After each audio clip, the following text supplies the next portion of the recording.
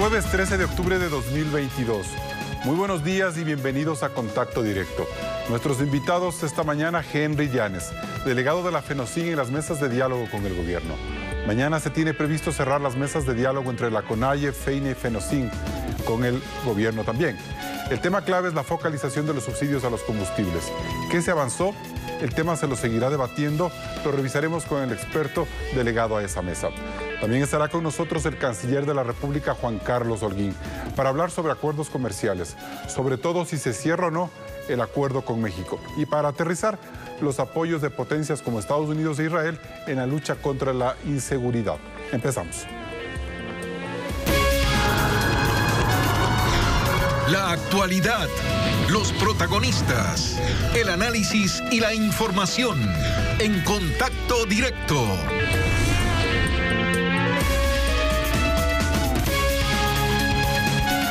A un día de que se cierren las mesas de diálogo entre el gobierno y las organizaciones indígenas, el país está a la expectativa de que sus resultados sean positivos y se aleje de la agenda política cualquier posibilidad de un paro nacional. ¿Cuáles son los logros más importantes alcanzados en estas mesas, las discrepancias y los desafíos como colectividad?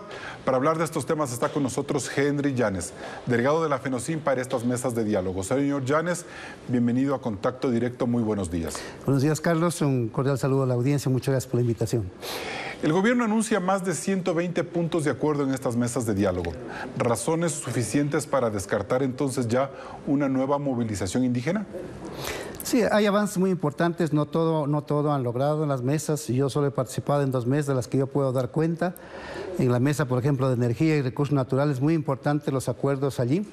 6 puntos, ¿no? para seguir trabajando en esta mesa, porque de por medio hay la reforma a la ley de hidrocarburos, ¿no?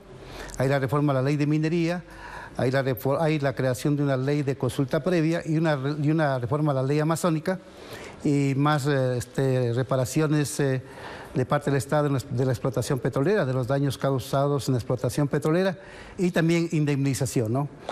En su opinión, señor Llanes, ¿cuál es el acuerdo más importante sellado hasta el momento en temas como la energía que usted acaba de mencionar? De los datos, es decir, en el caso de la reforma a la ley de hidrocarburos hay que trabajar en eso.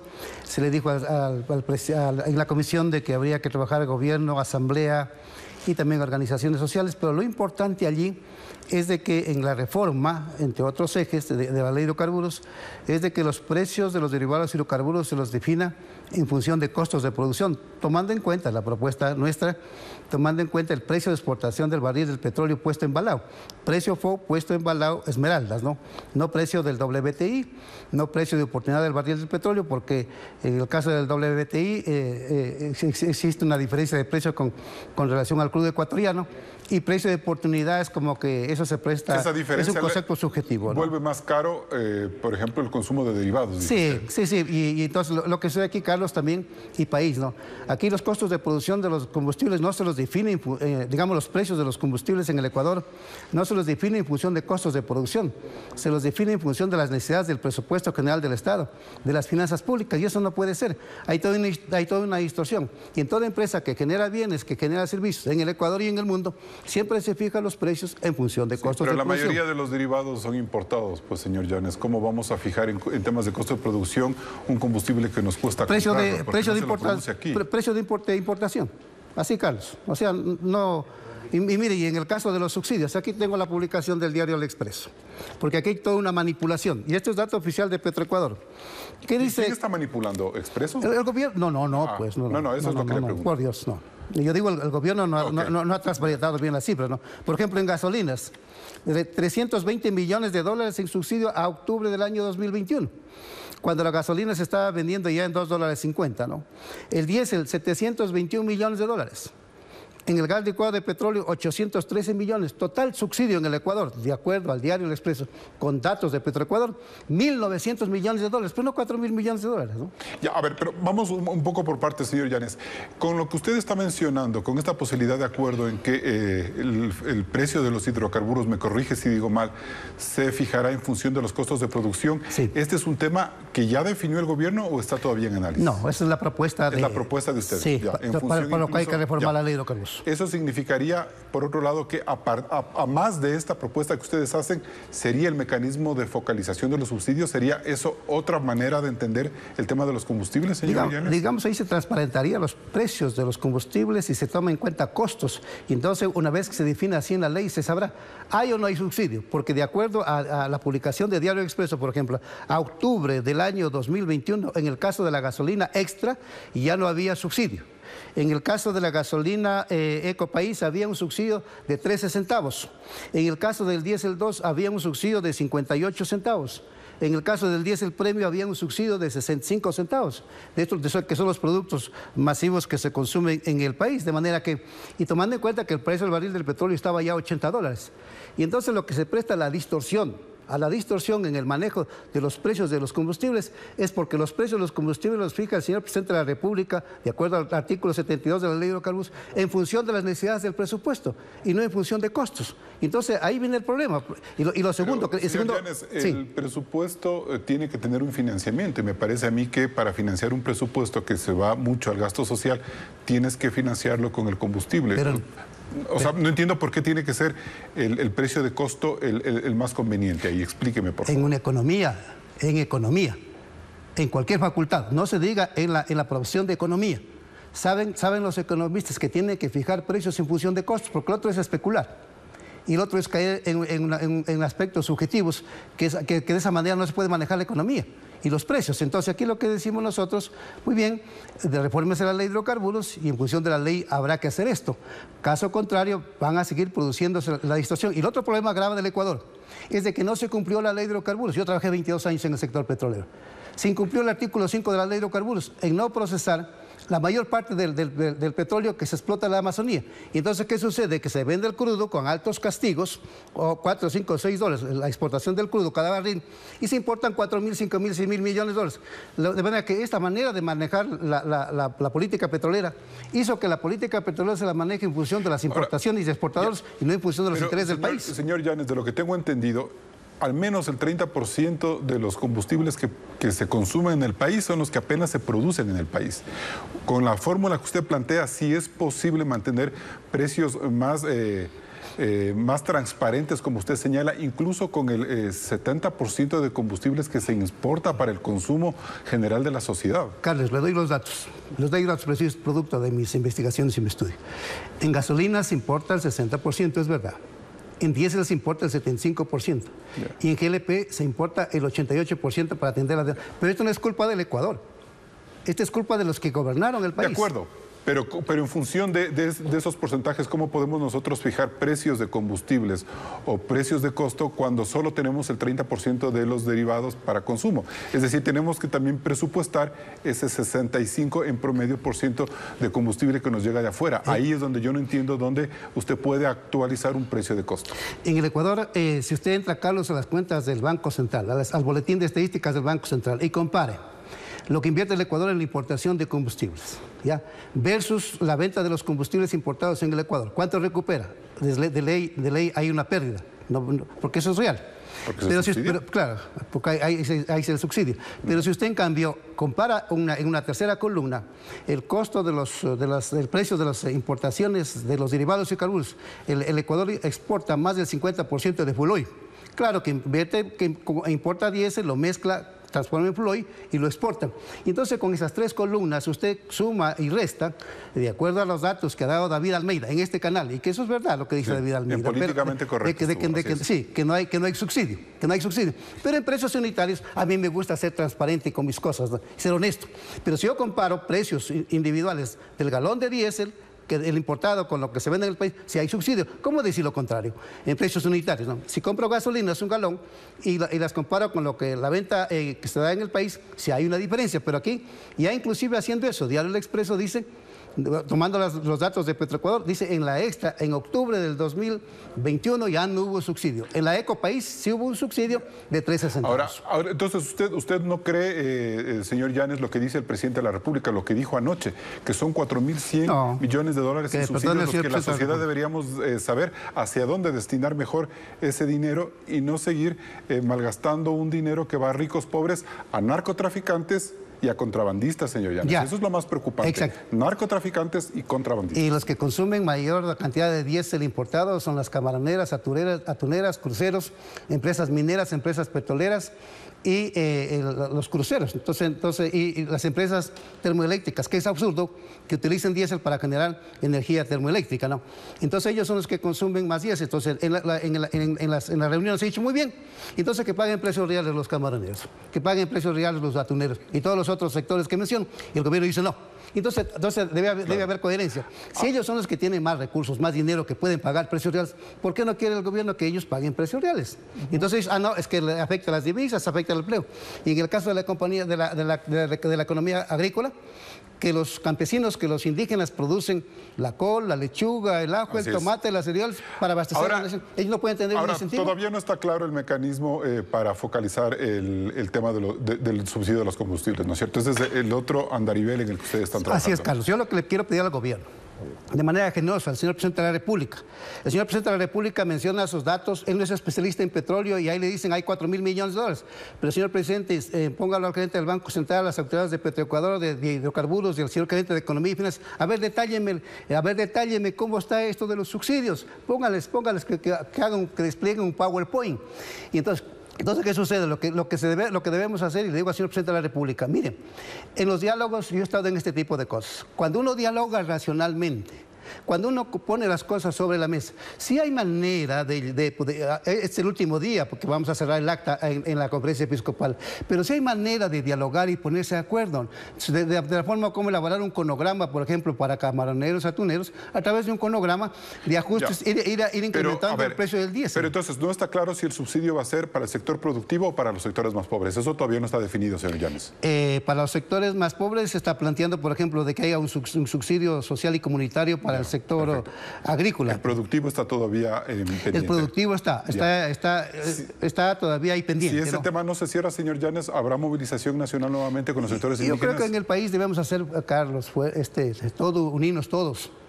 Medio de comunicación, todos los medios de comunicación, ustedes, el país. El país no puede ir a un tercer evento de violencia porque esos eventos de violencia de octubre del 19 y de junio del 2022, ¿qué generaron? Destrucción de bienes públicos, privados, y se perdió vidas. ¿Queremos ir a una tercera cosa de esas? No, no puede ser, pues no. Entonces tenemos que hablar, tenemos que sentarnos y conversar. Bien. Yo creo que en la política hay que saber dialogar, hay que saber construir escenarios. Si no es uno, es el segundo. Si no es el segundo, es el tercero. Así se debe trabajar. Perfecto. Son algunas de las apreciaciones de Henry Llanes, delegado de la FENOCIN en las mesas de diálogo con el gobierno. Y puntualizo que él habla de no más violencia en ningún tema de paro. Yo creo que eso es positivo para establecer que este país lo que necesita es paz social y no más confrontaciones. Gracias por estar en contacto directo, señor Llanes. Gracias, buen día. Volvemos con Juan Carlos Holguín, canciller de la República. Los empresarios ecuatorianos están dispuestos a ceder en esta primera fase del acuerdo comercial con México. Ya regresamos.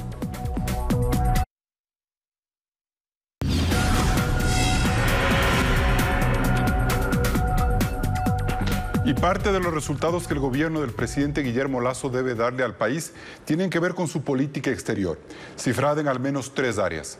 La consecución de la mayoría de acuerdos comerciales, una potente estrategia de lucha contra el narcotráfico y el crimen transnacional y la regularización migratoria. Para abordar estos temas se encuentra en los estudios de Contacto Directo el canciller Juan Carlos Holguín. Señor ministro, muy buenos días. Buenos días, Carlos. Un saludo a todos quienes nos miran. Señor canciller, hasta la noche de ayer yo tenía claro que la firma del acuerdo con México dependía del presidente de ese país, pero de lo que le escuchamos al presidente de la República ayer, más bien depende de que bananeros y camaroneros acepten una suerte como de plazos y de espacios de no desgravación para poder avanzar en el acuerdo. El acuerdo con México, Carlos, está en un 99% acordado. En las últimas mesas de negociación que se desarrollaron acá en Quito se cerraron ya los temas de banano y de atún, que eran dos de los irritantes que también estaban para la última fase de este acuerdo. El tema de camarón es el que ha quedado abierto. Ecuador ha realizado ya una propuesta a México relacionada a una entrada en cupos de nuestro camarón a ese territorio y estamos a la espera de una respuesta. Tenemos una conversación fluida con México casi que a diario. La próxima semana probablemente tendremos una reunión bilateral presencial para hacer una última ronda, ver los avances que existan. Hay un cambio en la Secretaría de Economía de México y es la persona que lideraba desde el aspecto de comercio exterior las negociaciones con Ecuador. Entonces, este viernes esperamos que el canciller Marcelo Ebrard nos pueda dar un nuevo update de cómo va la negociación. Lo que el presidente dijo anoche a la prensa es que la idea sería más bien pedir a los camaroneros ecuatorianos que se sacrifiquen un poco, que cedan ante la posición de México para avanzar lo más pronto posible un acuerdo comercial, porque de ello depende la entrada a la Alianza del Pacífico. Entonces, es decir, el sacrificio sería para nosotros, señor canciller. ¿Esa es la hoja de ruta? No mencionó eso exactamente, Carlos. Lo que mencionó es que se ha entregado esta propuesta de cupos. Es una propuesta que nos permite entrar a un mercado donde hoy la exportación de camarón es cero, pero paralelamente, ¿qué hacemos con ese sector? El sector camaronero tiene una serie de oportunidades en otros territorios donde estamos abriendo tratados de libre comercio. Uno de los ejemplos es Turquía, un mercado que es para específicamente el camarón muy importante. Pero no es de la Alianza del Pacífico. Ecuador, no, pero precisamente por eso la compensación se da, y esto pasa en varios sectores, abriendo otros mercados para cada uno de esos productos. En el caso del camarón es una buena alternativa la que ha planteado el Ecuador. Ha sido conversada con el sector camaronero por parte de nuestro ministro Julio José Prado, como lo explicó ayer el presidente de la República, y creemos que vamos por un buen camino, siempre en un acuerdo comercial, como lo explicó ayer mismo el presidente Guillermo Lasso. Todo pudiese pasar al final, si es que hay algo que no vaya en favor de los intereses del Ecuador, no se podría firmar, pero tenemos mucha expectativa de que estamos en un buen camino con México. ¿Por qué el presidente de México, a quien el presidente Lasso considera un gran amigo, le ha dado tantas largas al asunto? Realmente se vuelve ya agobiante esta discusión semana tras semana de que México pone una nueva traba al acuerdo comercial. No son nuevas trabas. El tema de camarón ha sido un irritante que precisamente por estrategia de diálogo entre las dos partes se dejó al último. El sector camaronero mexicano es un sector muy fuerte, es un sector que tiene mucha influencia pública, pero nosotros agradecemos que el gobierno mexicano ha hecho un trabajo interno también muy grande. El canciller Marcelo Ebrard, y tengo que resaltarlo aquí, el pasado día viernes, inclusive a través de un tuit, volvió a poner su alta expectativa de que haya este cierre y lo sentimos así. Vemos que hay un trabajo interno importante y la relación con México pasa por uno de sus mejores momentos. Tenemos una relación fluida también en temas migratorios. Lo que pasa es que, señor canciller, no entiendo por qué si México y Ecuador no necesariamente tienen una cooperación económica tan estrecha como diríamos de Ecuador y Colombia, como para que den tantas largas al asunto. A mí me parece que es un tema más político. ¿Y no será que el Grupo de Puebla y el correísmo presionan a su aliado, a Andrés Manuel López Obrador, para entorpecer y alargar el acuerdo con Ecuador y su posterior ingreso a la Alianza del Pacífico? No lo veo así, Carlos. Sí hay un aspecto político dentro del tratado, pero no necesariamente ligado a temas ideológicos, sino de política interna, como nosotros tenemos, por ejemplo, diálogos con los sectores que muchas veces se oponen a ciertos tratados de libre comercio y tenemos que dialogar, conversar, generar los cuartos adjuntos. Estamos por finalizar la última ronda con China, que es uno de los acuerdos más importantes para el Ecuador. Esperamos que su texto esté presentado el día 15 de diciembre, conforme al cronograma que marcaron los dos presidentes, Guillermo Lasso y Xi Jinping. Y, por ejemplo, en ese tratado, el ministro Prado ha tenido que hacer un trabajo muy fuerte a nivel de política interna con los gremios que estaban muy preocupados de ese acuerdo. Un acuerdo comercial solo sirve si es que nuevamente menciono, va en favor de los intereses de las industrias de nuestro país. ¿Y cuál es la importancia, señor canciller, la necesidad primordial de que Ecuador entre en la Alianza del Pacífico conformada por Chile, Colombia, Perú y México? ¿Se volvió eso prácticamente la piedra angular de la política comercial del Ecuador? Finalmente eso no pasa. No la Alianza del Pacífico solamente. La piedra angular está en la diplomacia comercial relacionada a abrir mercados. Este concepto de más Ecuador en el mundo, más mundo en el Ecuador. Y por eso Ecuador es el único país en la región que negocia en este momento 4 tratados de libre comercio al mismo tiempo. Con Costa Rica estamos finalizando nuestro acuerdo, como menciono lo de China. Con Corea del Sur estamos ya en una etapa avanzada. Y el de México, que es primordial para la Alianza del Pacífico, que, ojo, hay que aclarar acá, tiene un trabajo anticipado ya. El momento que firmemos nosotros nuestro acuerdo comercial con México, la Alianza del Pacífico, en unanimidad, ya dio la aprobación para que Ecuador ingrese como miembro pleno a esa alianza. ¿Y hasta cuándo vamos a esperar entonces la respuesta de México? ¿Hasta que los camaroneros también un poco cedan su posición, acepten la propuesta? Vuelvo a mencionar, esto no depende del sector camaronero ecuatoriano, que más bien ha sido muy abierto a entregar una propuesta a México y que el presidente de la República le explique a su homólogo precisamente cuál es ese marco que necesitamos para el camarón. No hay cómo ponerse un umbral de tiempo, porque si un acuerdo comercial perjudicaría a un sector, no es conveniente firmarlo. Okay. En 10 semanas acaba el año, señor canciller, y no tenemos claro aún cuál será el mecanismo de cooperación en materia de seguridad con Estados Unidos e Israel. A estas alturas, ¿usted podría exponer algunas líneas? Creo que el país lo tiene claro. Hay un acuerdo con Israel gobierno a gobierno que se lo ha negociado precisamente para esa cooperación bilateral, que es muy importante. El presidente lo ha explicado.